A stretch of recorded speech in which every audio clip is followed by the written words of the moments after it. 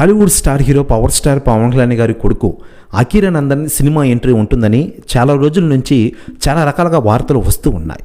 ముఖ్యంగా గతేడాది ఆంధ్రప్రదేశ్ సార్వత్రిక ఎన్నికల రిజల్ట్ తర్వాత పవన్ కళ్యాణ్ గారి వెంట అకిరానందన్ తిరిగిన వీడియోలు, ఫోటోలు ఇప్పటికీ నెట్టింట్లో తెగ వైరల్ అవుతున్నాయి. ఆయన హీరో కటౌట్ అని, త్వరలోనే సినిమా ఇండస్ట్రీ ఎంట్రీ ఉంటుందని చాలా రోజుల నుంచి చాలా రకాలుగా వార్తలు వస్తూ ఉన్నాయి. మరోవైపు గతేడాది ఆయన ఫిల్మ్ ఆర్టిస్ట్గా ప్రాక్టీస్ కూడా చేసిన విషయం తెలిసిందే. మరోవైపు మ్యూజిక్ డైరెక్టర్గా కూడా ఆయన వస్తున్నారని చాలా రోజుల నుంచి వార్తలు వచ్చాయి.